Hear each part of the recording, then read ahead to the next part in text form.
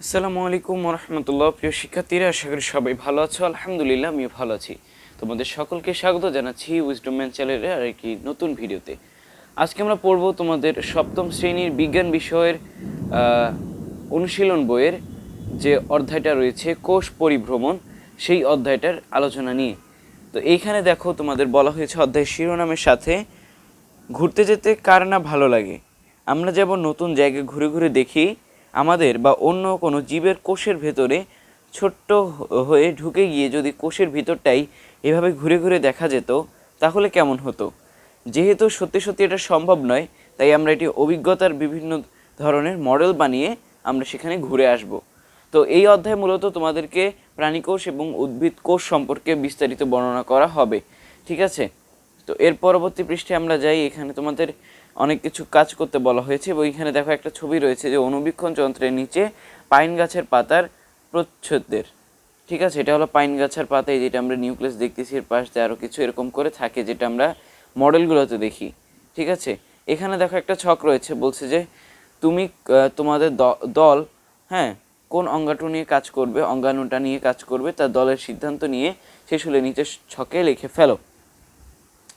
তো চলো আমরা এটা লিখে ফেলি।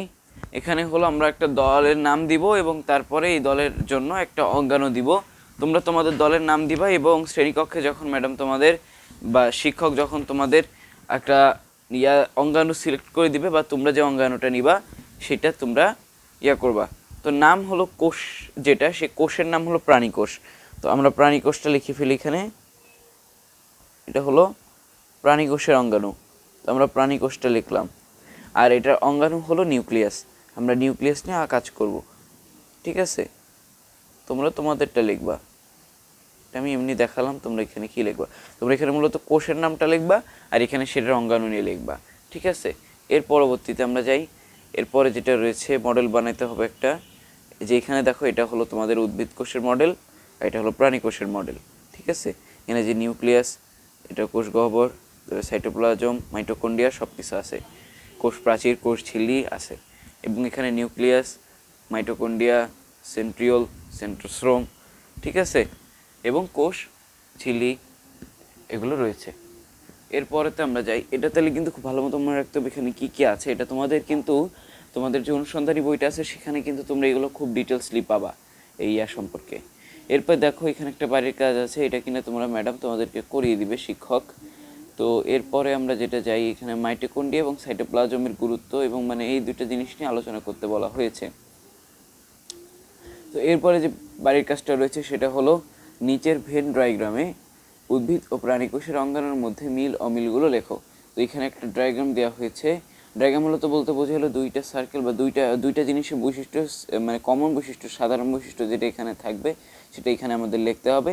আর যেটা আলাদা আলাদা থাকবে, মানে এটা ধর প্রাণী কোষ ধরলাম, এটা উদ্ভিদ কোষ ধরলাম। এখন এক্ষেত্রে প্রাণী কোষের যে অঙ্গাণুগুলো রয়েছে যেগুলো কিনা উদ্ভিদ কোষে নাই, সেগুলো আমরা এইখান দিয়ে লিখবো। আর যে অঙ্গাণুগুলো উদ্ভিদ কোষে একা রয়েছে, প্রাণী কোষে নাই, সেগুলো আমরা এই পাশ দিয়ে লিখবো। আর যে অঙ্গাণুগুলো উদ্ভিদ কোষে আছে, প্রাণী কোষে আছে, সেগুলো আমরা এটার মাঝখানে লিখবো। তার মানে চিত্রটা তোমরা বুঝতে পারছো। তো এখন আমরা চলো এটার অ্যান্সার স্ক্রিপ্টটা দেখে আসি।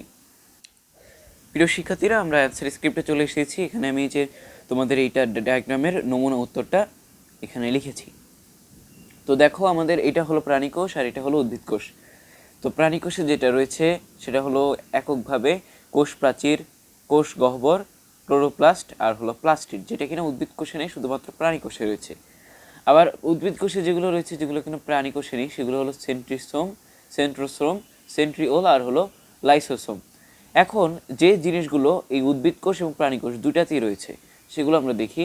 এক নম্বরে কোষ নিউক্লিয়াস, কোষ ঝিল্লি, সাইটোপ্লাজম, মাইটোকন্ড্রিয়া, গোলজি বডি ও আন্তঃপ্লাজমীয় জালিকা, ঠিক আছে। এগুলো কিন্তু আমরা যে আমাদের যে চিত্রটা ছিল উদ্ভিদ কোষ এবং প্রাণী কোষের এবং অনুসন্ধানী পাঠে যে এটার বিশ্লেষণ রয়েছে, তো আমরা সেখান থেকে কিন্তু এই অঙ্গাণুগুলোর নাম সম্পর্কে জেনেছি এবং তারপরে আমরা কিন্তু এখানে এটা আইডেন্টিফাই মিল অমিল বের করতে পেরেছি। তো তোমাদের অনুরোধ থাকবে তোমরা অনুসন্ধানী বইটা খুব ভালো মতো পড়বে, যাতে তোমরা এইসব প্রশ্নের অ্যান্সারগুলো করতে পারো। তো প্রিয় শিক্ষার্থীরা, আমরা দেখে আসলাম আমাদের যে পৃষ্ঠা নাম্বার এটা কত 38-39 পৃষ্ঠায় যে ছকটা ছিল ডায়াগ্রাম, তো সেইটার অ্যান্সার স্ক্রিপ্টটা। তো এর পরবর্তীতে যেগুলো রয়েছে ফিরে দেখা, মানে অধ্যায়ের একদম শেষে, তো আমরা এর পরবর্তী ক্লাসে এই ফিরে দেখার এখান থেকে শুরু করব। এখানে যে মোট 2টা প্রশ্ন রয়েছে, সেই 2টা প্রশ্নের অ্যান্সার আমরা এখানে লিখব, এবং এর পরবর্তী ক্লাসে আমরা এই যে পরের অধ্যায় সৌরলোকের রান্না, ঠিক আছে, সৌরচুল্লির তৈরি করা ইত্যাদি, আমরা এই কাজগুলো এর পরবর্তী ক্লাসগুলো দেখাবো। তো আজকের ক্লাসটা আমরা এই পর্যন্তই। এর পরবর্তী ক্লাসে এই ফিরে দেখা থেকে দেখা হচ্ছে। আল্লাহ হাফেজ, আসসালামু আলাইকুম রহমতুল্লাহ।